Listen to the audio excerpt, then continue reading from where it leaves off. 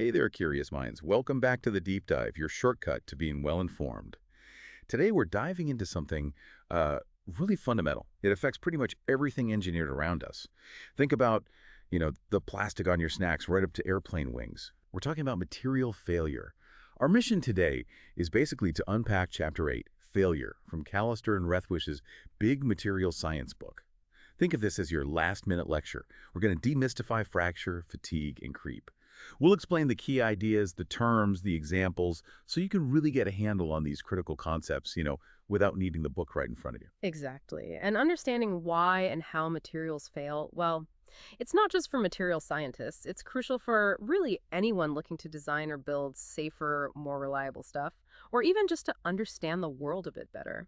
We'll start with how things break under, let's say, a simple load, and then move into the trickier ways they fail over time, often when you least expect it. Right. And these aren't just abstract ideas, are they? We see examples all the time, like, have you ever struggled with tough plastic packaging, made one tiny snip with scissors, and then, whoosh, it just tears super easily? Yeah, that's a perfect small scale example. That tiny cut just focuses all the stress. And then there are the much bigger, scarier examples. Think about Aloha Airlines Flight 243.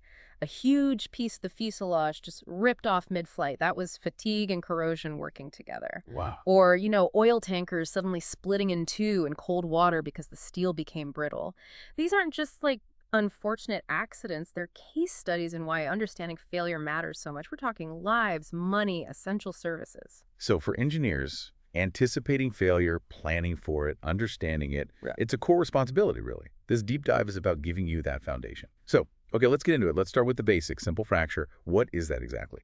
And you mentioned two main types in metals. Yeah, simple fracture is, well, basically just a thing breaking into two or more pieces. It usually happens under a static load, one that's not changing much or changing very slowly, and typically at lower temperatures relative to the material's melting point. For metals, we mainly talk about two kinds: ductile fracture and brittle fracture. Okay, ductile and brittle. How can you tell them apart? What's the key difference? It really boils down to plastic deformation. How much does it stretch or bend before it breaks? Ductile materials, they deform a lot. They stretch, they neck down, they absorb a ton of energy before they finally let go. Think about like bending a paperclip back and forth until it breaks. It bends quite a bit first.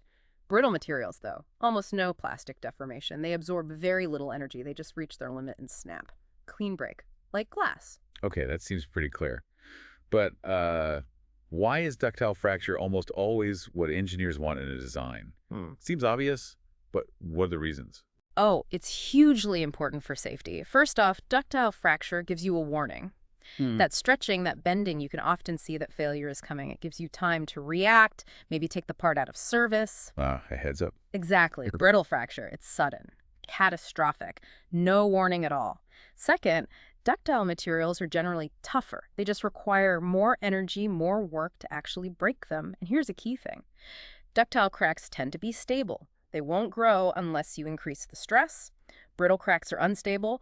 Once they start, bam, they can just take off and propagate incredibly fast. Really dangerous stuff. Wow, okay, so if we could zoom right in on a ductile fracture surface, what would it look like? The naked eye, maybe, and then under a microscope. Right. So macroscopically, if you have a really soft, pure metal, like pure gold, it might just stretch and neck down to a superfine point before it breaks, almost 100% reduction in area. But more commonly, for moderately ductile metals like steel or aluminum alloys, you get this classic cup and cone fracture. Imagine breaking a Tootsie Roll. One side of the break looks kind of like a little cup, and the other side looks like a cone that fits right into it. The middle part often looks fibrous, a bit rough. Cup and cone, Yeah. okay. Can you walk us through how that shape actually forms? What are the steps? Sure. You can kind of picture it happening like this. First, necking. The material starts to thin down locally, just like pulling taffy. Okay. Second, microvoid formation. Inside that neck region, tiny little cavities, like microscopic bubbles, start to form, usually around tiny impurities or particles in the metal. So flaws inside. Yeah, or just points where deformation is easier. Then third, coalescence. As you keep pulling, these microvoids get bigger and start linking up, merging together. They form a small elliptical crack, usually right in the center, perpendicular to the pulling direction. Got it. Fourth, crack growth. This central crack keeps growing outwards by basically swallowing up more of those microvoids. And finally, fifth, shear fracture. The crack reaches the outer edge of the neck and then rips around the perimeter pretty fast. This last part often happens at about a 45-degree angle to the main stress direction because that's where the shear stress is actually highest. Yeah, And that gives you the cone part of the cup and cone. that's quite a process. It is. And if you take that central fibrous part and look really close, say with a scanning electron microscope or a CM, you'll see it's covered in these tiny round dimples. Each dimple is basically half of one of those microvoids that pulled apart. If the failure involved more shear, the dimples might look stretched out, kind of C-shaped. Studying these features, fractography is super useful for failure analysis. It tells you the mode, the stress state, even where the crack started, like detective work for materials. Fascinating. So ductile failure leaves a whole story behind. What about brittle fracture then? What kind of less obvious story does that tell? Brittle fracture, yeah. It's characterized by really rapid crack propagation. Almost no plastic deformation, remember.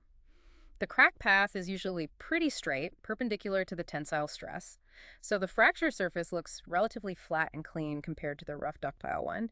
You won't find those dimples we talked about, but other patterns can show up. Like what kind of clues are we looking for on a brittle surface? Well, in some steels, you might see these V-shaped markings called chevron markings. They often radiate outwards, and the V's points back towards where the crack initiated. Kind of cool. Like arrows pointing to the origin. Exactly. Other brittle surfaces might show faint fan-like ridges spreading out from the origin, too. Sometimes you can see these with the naked eye. In really hard, fine-grained metals, the pattern might be harder to see, more granular. And for amorphous stuff, like glass, the fracture surface can be really shiny and smooth. Microscopically, in crystalline materials, brittle fracture often happens by cleavage. That means the crack breaks atomic bonds right along specific crystallographic planes, like splitting wood along the grain. This leads to what we call transgranular fracture, because the crack path cuts right through the individual crystal grains. It gives the surface a faceted look. Alternatively, sometimes the crack prefers to travel along the grain boundaries, the borders between the crystals. We call that intergranular fracture. That usually tells you that the grain boundaries themselves were somehow weakened or embrittled. The examples you gave earlier, the tanker, the plane, they really highlight why we need to understand this stuff. Which brings us to fracture mechanics. What's the core idea there? Yeah, fracture mechanics is really about putting numbers on all this. It quantifies the relationship between a material's properties, the stress it's under, the flaws that are inevitably present, and how cracks grow. It gives engineers the framework to actually predict and prevent structural failures. It's super critical. I remember hearing about stress concentration. How does that fit into fracture mechanics? Why is it so important? Stress concentration. It's a huge factor. See, the actual strength of most real materials is way, way lower than what theory predicts based on atomic bonds. Why is that? Because real materials always have flaws. Tiny microscopic cracks, scratches, sharp corners, impurities, they're always there. And these flaws act as stress raisers or stress concentrators. The applied stress gets massively amplified right at the very tip of these flaws. Imagine pulling on a sheet with a tiny hole in it. The stress isn't uniform. It piles up right at the edge of the hole. For a sharp crack, this amplification can be enormous. The sharper the crack tip and the longer the crack, the higher the stress concentration. It's like a tiny lever prying the material apart. So these tiny flaws can have a massive effect. Does this impact all materials in the same way? Great question. No, it doesn't. And this is key. Stress amplification is much, much more significant for brittle materials. Why? Because ductile materials have an escape route. When the stress at the crack tip gets really high, the material there can yield, it can deform plastically. This plastic deformation effectively blunts the sharp crack tip and redistributes the stress over a larger area. It takes the edge off, literally. Okay, so it spreads the load. Right. Brittle materials can't do that. They don't have that plastic deformation capability. So that super high theoretical stress concentration at the crack tip, it's pretty much realized. That's why brittle materials are so sensitive to flaws. Even a tiny scratch can be fatal. Given that huge sensitivity in brittle materials, how do we actually measure or quantify a material's resistance to breaking when there is a crack? That's where the concept of fracture toughness comes in. It's often written as K subscript C, K subdic C. It's a fundamental material property that measures its resistance to brittle fracture when a crack is present. Think of it as a measure of how much stress intensity a crack tip can handle before it starts to grow unstably. There's an equation that relates the critical stress for crack propagation to things like the material's stiffness, modulus, the energy needed to create new surfaces, and the crack length. But for practical design, we often use a formula like Kc is the crack length, or half length for an internal crack. Here, sigmac is the critical stress the material can withstand. A is the crack length, or half length for an internal crack. And Y is a dimensionless factor that depends on the geometry of the crack and the part. Okay, K sub C. And I've definitely heard of plane strain fracture toughness, KIC. What's the plane strain part? No, I mean, why is that the one people usually talk about? Right, KIC, the I, Roman numeral 1, just indicates mode I crack opening, which is the most common type, basically pulling the crack faces directly apart like opening a book, tensile opening. The plane strain part is important. KIC is measured under conditions where the specimen is thick enough relative to the crack size that there's very little strain happening through the thickness, perpendicular to the crack faces.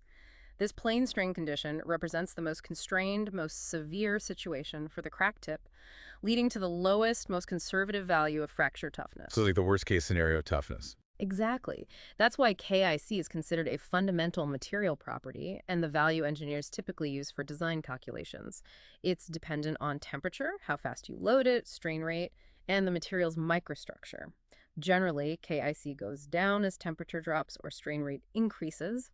And interestingly, making the grains smaller usually increases KIC. Ductile materials have high KIC values, brittle ones have low values. So how do engineers actually use KIC in designing something, say a pressure vessel or a bridge component? It's all about managing risk. You have three main variables in that fracture toughness equation: KIC, the material property, the applied stress, sigma, and the flaw size. If you know the material, so you know KIC, and you know the maximum stress the component will see, you can calculate the maximum allowable flaw size, A, that the component can tolerate without failing catastrophically. Ah, okay. So you can say, we can handle cracks up to this big, but no bigger. Precisely. And that's where non-destructive testing, or NDT, comes in. Techniques like ultrasound, X-rays, dye penetrance. They're used to inspect parts during manufacturing and during service. They look for flaws and measure them to make sure they don't exceed that calculated critical size.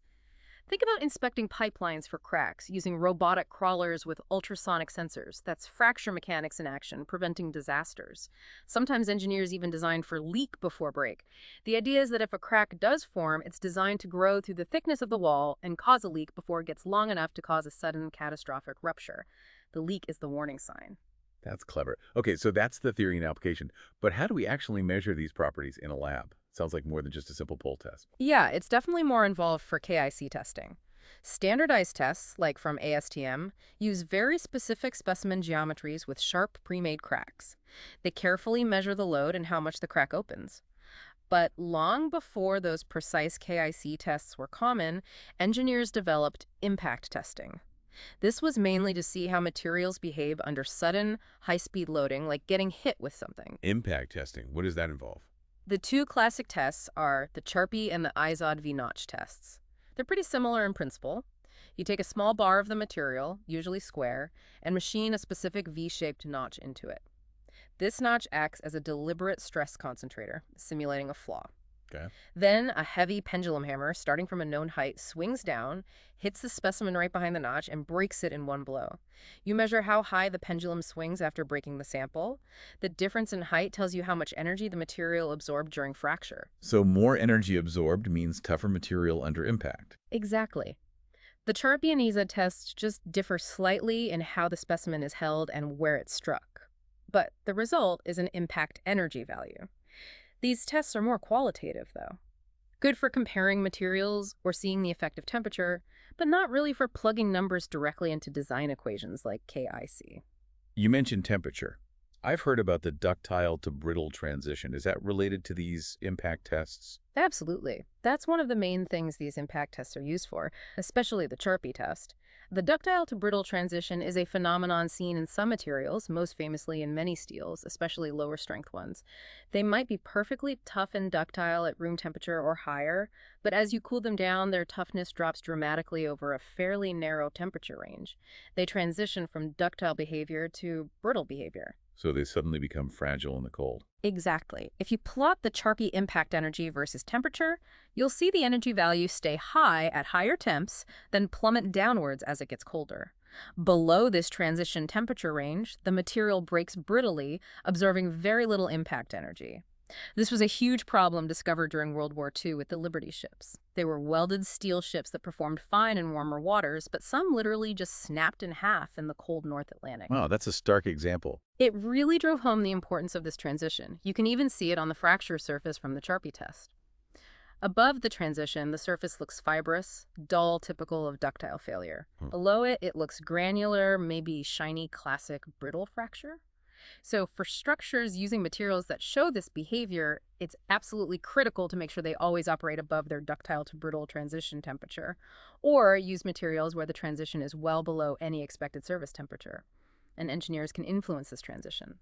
For steels, making the grain size smaller or lowering the carbon content can push the transition temperature lower, making them tougher at colder temperatures. Okay, that covers static loads and impact. Car. Let's shift gears now to fatigue.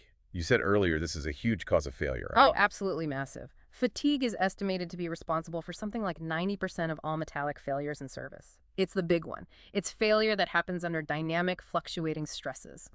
Think about things that vibrate, rotate, or cycle loads repeatedly: bridges, aircraft structures, machine parts, engine components. Wow.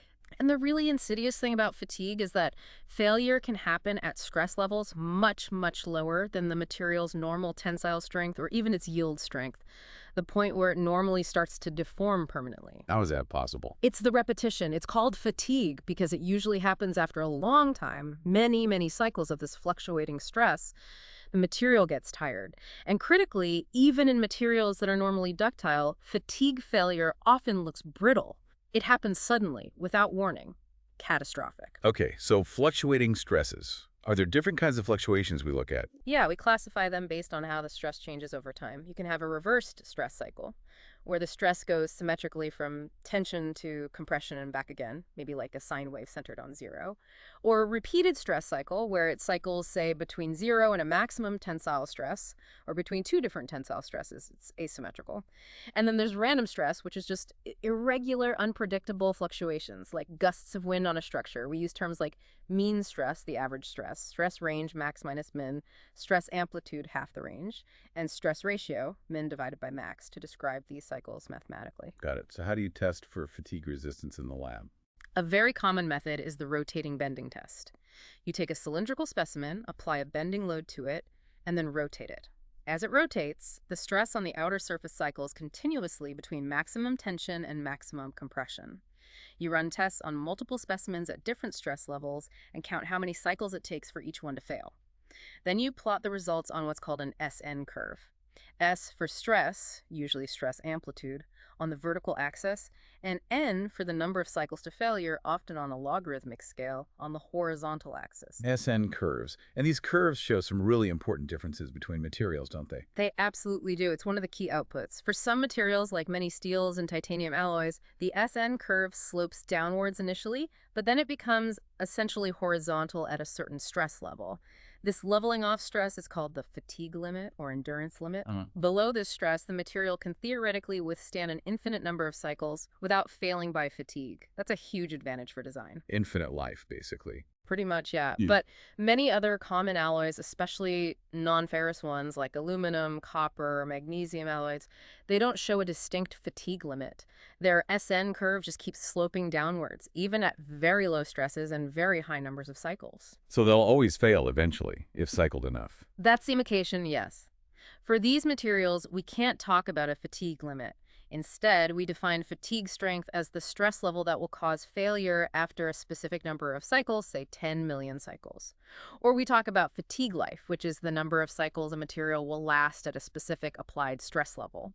You also see a lot of scatter and fatigue data, so often these curves represent probabilities of failure, not absolute certainties. Okay, so that's the macroscopic behavior. What's actually going on inside the material at the microscopic level during fatigue? How does that crack even start? It's generally understood to happen in 3 stages. Stage 1, crack initiation. A tiny, tiny crack gets started. Almost always on the surface of the part, because that's usually where the stresses are highest and where tiny imperfections exist. It starts at some point of stress concentration. It could be a tiny scratch, a sharp corner on the design, a notch from a screw thread, even just microscopic slip steps created by previous plastic deformation. So again, those stress razors are key. Absolutely.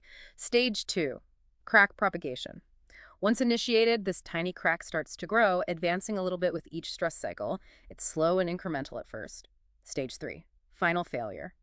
Eventually, the crack grows large enough that the remaining uncracked cross-section of a part just isn't strong enough to carry the load anymore. At that point, the remaining material fractures very rapidly, often in a brittle manner, leading to the final, sudden failure of the component. And does this process leave any telltale signs on the fracture surface, like the cup and cone or cleavage? Yes, fatigue fractures often have very characteristic features. Macroscopically, you might see patterns called beach marks or clamshell marks. These are curved lines that show where the crack front stopped and started periodically during its growth. Maybe the machine was shut down overnight or the load changed significantly. They look like tide marks on a beach. Ah, okay, like rings on a tree almost. Kind of, yeah. And if you look much, much closer within SEM, you can often see incredibly fine lines called striations. Each tiny striation actually represents the advance of the crack front during one single stress cycle. They're microscopic evidence of that cyclic growth. Finding beach marks or striations is usually a dead giveaway that fatigue was the cause of failure. Given that fatigue is so common and dangerous, what can engineers actually do to design against it? How do you improve fatigue life? There are several important strategies, and they often involve careful design and surface treatments. First, mean stress. We know that a higher average stress, mean stress, generally makes fatigue life shorter, even if the stress fluctuation amplitude is the same. So keeping the mean stress low helps. Second, design factors. This is huge. Avoid sharp corners, notches, holes, abrupt changes in cross-section whenever possible. These things are stress raisers, remember. They act as crack initiation sites. The smooth transitions are better. Much better. Use generous fillets, smooth curves instead of sharp angles. Careful geometric design is probably the most important factor. Third, surface treatments. Since cracks almost always start at the surface, improving the surface can help a lot. Polishing to remove scratches is good, but even better is introducing residual compressive stresses into the surface layer. Compressive stress, how does that help against a crack trying to open up? Because fatigue cracks grow under tensile stresses. If you have a built-in compressive pushing stress at the surface, any applied tensile stress first has to overcome that compression before it can even start pulling the material apart. Ah, it effectively lowers the tensile stress the crack tip actually feels. Exactly. It makes it much harder for cracks to initiate and grow. How do you create that compressive stress? A very common method is shot peening. You basically blast the surface with small, hard particles, like tiny metal or ceramic balls, at high velocity. This impact plastically deforms the very outer layer, stretching it. When the underlying material tries to pull it back, it creates a residual compressive stress in that surface layer. Another way, especially for steels, is case hardening. This involves diffusing elements like carbon or nitrogen into the surface at high temperature. This creates a very hard, strong outer case, which is also typically in a state of compression. Good for wear resistance and fatigue resistance. Interesting. Okay, so we've covered mechanical loads. Does the environment play a role too, like temperature or chemicals? No. Oh, definitely. The environment can have a major impact on fatigue. One example is thermal fatigue. This can happen even without any external mechanical loads, just due to fluctuating temperatures. If a component heats up and cools down repeatedly, it wants to expand and contract. If that expansion or contraction is restrained somehow, it creates internal thermal stresses. If these stresses cycle, they can cause fatigue failure over time. Like an engine part, heating and cooling constantly. Exactly. And then there's corrosion fatigue. This is a particularly nasty combination, the simultaneous action of cyclic stress and a corrosive environment. The corrosion can create pits on the surface, which act as perfect little stress raisers for fatigue cracks to start. And the corrosive environment can also often accelerate how fast the crack grows. It's a double whammy. Preventing it involves tackling both sides, reducing the corrosion, maybe with protective coatings or using more corrosion-resistant materials, and reducing the fatigue stresses themselves through good design. Okay, one last major failure mode to cover. Oh, yeah. Creep. This one is more about high temperatures, right? That's right. Creep is defined as time-dependent permanent deformation that happens when a material is under a constant load or stress, specifically at elevated temperatures. How elevated? A common rule of thumb is temperatures above about 0.4 times the material's absolute melting temperature, measured in Kelvin. So T over T melt greater than 0.4. For many metals, this means creep becomes significant even at temperatures well below where they'd actually melt, maybe starting around a few hundred degrees Celsius. It's often undesirable because it means a component slowly changes shape over time, potentially leading to failure. It's a major limiting factor in things like jet engine turbine blades or power plant components. So how do you study or measure creep in the lab? A standard creep test involves taking a specimen, heating it up to a constant high temperature, and then applying a constant load or stress. Then you just measure how much the specimen elongates, its strain, as a function of time. You plot strain versus time, and that gives you a creep curve.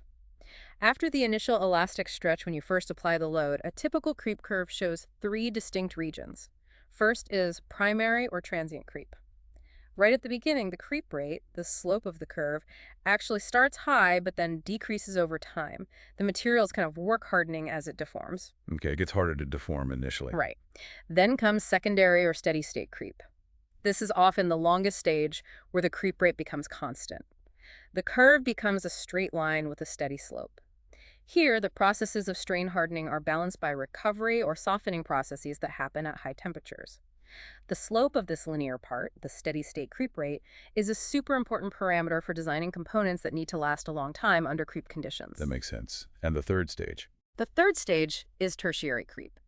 Here, the creep rate starts to accelerate again, curving upwards, leading eventually to failure, which we call rupture. This acceleration is usually because of internal damage building up, like microcracks or voids forming inside the material, or because the specimen starts to neck down, which reduces its cross-sectional area and increases the actual stress. And how do the specific stress level and temperature affect this whole creep process? They both have a huge effect. If you increase either the applied stress or the temperature, 1, the initial instantaneous strain when you apply the load gets bigger. 2, the steady state creep rate, the slope in the secondary stage, increases significantly. The material creeps faster.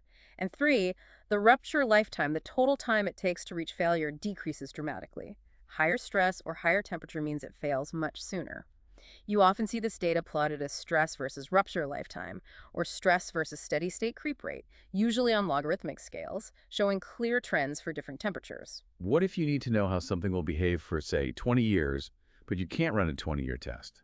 Ah, exactly. Huh. That's where data extrapolation methods come in. Testing for really long times, like 100,000 hours, which is over 11 years, is often just not practical. So engineers use parameters that combine the effects of temperature and time. A very common one is the Larson-Miller parameter. It basically allows you to use data from shorter-term tests conducted at higher temperatures to predict the longer-term rupture life at the lower actual service temperature. It's a clever way to extrapolate. Okay, so if creep is often the enemy, what makes a material good at resisting it? What properties do you look for? Generally, materials with higher melting temperatures are better because creep is strongly related to how close you are to the melting point. Also, materials with a higher elastic modulus, stiffer materials, tend to creep less. And interestingly, having a larger grain size usually improves creep resistance. Larger grains, that seems counterintuitive. Usually smaller grains make things stronger. For room temperature strength, yes. But at high temperatures where creep happens, a lot of the deformation occurs by grains sliding past each other at the grain boundaries. Fewer grain boundaries, meaning larger grains, reduces the opportunity for this grain boundary sliding, making the material more creep resistant. Ah, okay. That's why materials used in really high temperature applications, like gas turbine blades, are often specialized alloys, like nickel-based superalloys. And sometimes they even use advanced processing like directional solidification to grow blades with very elongated grains, or even as a single crystal, to completely eliminate those grain boundaries perpendicular to the main stress axis and maximize creep resistance. Amazing. Well, that brings us towards the end of our deep dive into material failure. We've covered quite a bit from ductile versus brittle fracture and why one gives you a warning. Then we looked at how tiny flaws become big problems through stress concentration and how fracture mechanics, using KIC, helps manage that risk. We talked about impact testing, that important ductile to brittle transition in some materials, especially with temperature changes. Then shifted to the huge area of fatigue failure under cyclic loads, SN curves, how cracks start and grow, and crucially, how design and surface treatments can fight it. Right. And finally, we unpacked creep, that slow, time-dependent stretch at high temperatures, its stages, and what makes materials resistant to it. Yeah, and what's really fascinating, I think, is seeing how these different modes can sometimes interact, but also how understanding them is just so fundamental across almost all engineering. Whether you're looking at packaging or a bridge or a jet engine, these principles from Callister and Rethwish are always at play, guiding how we choose materials, how we design things, and how we keep them safe and reliable. Absolutely. So whether you're designing the next big thing or maybe just curious about why things break or wear out, hopefully this deep dive into failure has given you a valuable toolkit. Thank you for joining us on this deep dive. We really hope this has been a useful last-minute lecture on a critical topic. And maybe leave you with this thought. As we push into new frontiers, like designing materials for decades-long space missions where failure is absolutely not an option, or trying to create materials that can actually heal themselves, how will these fundamental principles of fracture, fatigue, and creep need to evolve? How do we anticipate failure in ways we haven't even thought of yet? Something to ponder. Definitely food for thought. We look forward to having you with us on the next deep dive.